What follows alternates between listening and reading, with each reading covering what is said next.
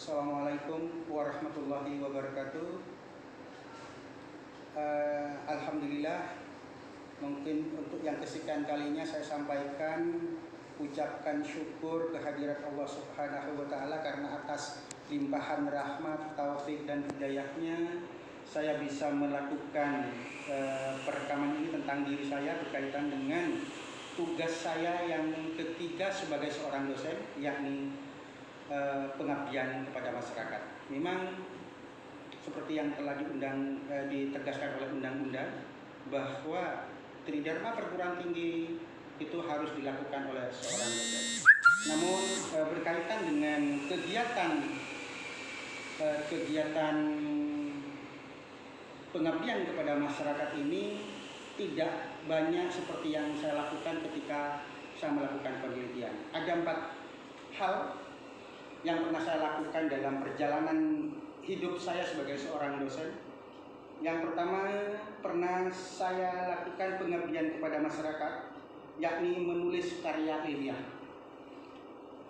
Ini dilakukan pada tahun 2013, di mana menulis karya ilmiah itu sangat penting dalam kehidupan. Nah, ini dilakukan mengumpulkan guru-guru di Pamekasan, kemudian meminta saya untuk menjadi seorang pembicara yang berkaitan dengan menulis karya ilmiah. Karena menulis itu penting. Menulis itu sangat membantu kehidupan kita. Saya punya semboyan bahwa menulis itu sangat penting, dan dengan menulis kita akan dilihat oleh dunia. Menulis apa saja. Saya lebih banyak bergelut dengan dunia penelitian, dunia penulisan kreatif, dan diminta untuk menulis karya ilmiah. Ini sebuah tantangan bagi saya sebagai seorang dosen, karena dosen harus bisa menulis. Gitu. Dan saya sudah buktikan di penelitian, ada beberapa penelitian. Nah, ketika saya memberikan semacam workshop kepada para guru untuk menulis karya ilmiah, saya sampaikan, saya motivasi beliau-beliau itu untuk menulis, bahwa menulis itu gampang. Syarat menulis itu gampang. Hanya satu syarat menulis itu, saya sampaikan begitu, yakni membaca, dan membaca.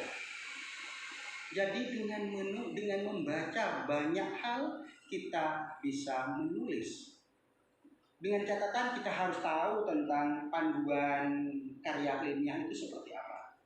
Cara-cara menulis karya ilmiah itu harus dilakukannya seperti apa. Itu yang pernah saya sampaikan kepada para guru di Kabupaten Pamekasan. Dan hasilnya ternyata banyak melahirkan guru-guru yang bisa menulis. Guru-guru yang ingin menulis tentang karya ilmiah itu sendiri. Yakni tentunya untuk kepentingan para guru itu. Itu yang pertama. Yang kedua, saya pernah diberi tugas untuk menyampaikan workshop KKNI. Namun sebelumnya saya diawali oleh tugas saya sebagai seorang kaprodi di program studi pendidikan bahasa dan sastra Indonesia sejak 2007 sampai 2021. Saya pernah memberikan workshop KKNI karena saya sering ikut kegiatan-kegiatan yang berkaitan dengan workshop KKNI itu, yang tentunya diselenggarakan oleh Ikatan Ketua Program Studi Pendidikan Bahasa Indonesia, yakni IKAPROPSI, yang diketuai oleh Ibu Profesor Dr.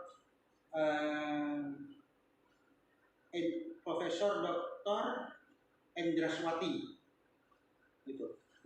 Dosen di UI, dosen bahasa Indonesia di UI. Nah, melalui workshop KKNI itu, yakni dilakukan di Universitas Madura, mengumpulkan semua dosen, saya berbicara tentang apa sih KKNI dan semacamnya, bagaimana menyusun kurikulum berbasis KKNI itu. Dan alhamdulillah semua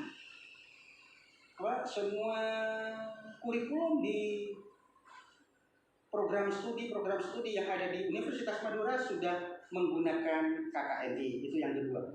Yang ketiga, pada tahun 2018, pelatihan penyusunan penulisan surat resmi bagi pengurus OSIS.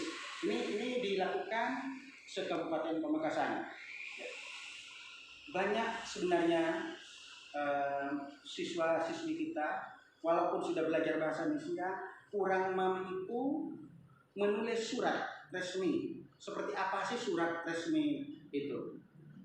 Nah, saya merasa bersyukur karena saya diberi kesempatan untuk menyampaikan, menularkan ilmu kebahasaan saya sekaligus ilmu keorganisasian saya kepada siswa-siswi, dan dengan demikian ini merupakan salah satu bentuk promosi bagi program studi kami. Di sana saya sampaikan bahwa menulis surat itu bagi sebuah organisasi sangat penting. Karena apa? Karena surat itu merupakan salah satu bentuk komunikasi organisasi itu dengan organisasi lain. Kemudian saya sampaikan bagaimana tata cara menulis, kalimat pembuka seperti apa, isinya seperti apa, penutupnya bagaimana, dengan menitik beratkan kepada penggunaan bahasa Indonesia yang baik dan benar. Itu yang pernah saya sampaikan kepada para siswa pengurus OSIS se-Kabupaten Pamekasan. Yang terakhir, pada tahun 2019 saya dipercaya untuk melakukan atau menjadi pembicara dalam sebuah workshop, yakni pelatihan cara mudah baca puisi dan musikalisasi bagi guru PAUD di Pamekasan. Yang kebetulan dan alhamdulillah hasil dari ini sangatlah nyata. Pada tahun itu setelah melakukan workshop pelatihan cara mudah baca puisi, saya sampaikan kepada para guru bahwa ketika kita melatih anak-anak didik kita membaca puisi, saya tegaskan tolong jangan sampai anak didik kita selalu hidup dalam bayang-bayang pelatih. Itu tidak merdeka, tidak sesuai dengan konsep pemerintah merdeka belajar. Karena dengan adanya pelatihan yang semacam itu, para guru, khususnya guru PAUD, lebih paham bagaimana membaca dan musikalisasi puisi yang baik itu. Nah, pada tahun itu juga lahirlah juara tingkat Jawa Timur dari Kabupaten Pamekasan, yang kebetulan guru-gurunya mengikuti pelatihan yang saya berikan. Itulah salah satu hasil.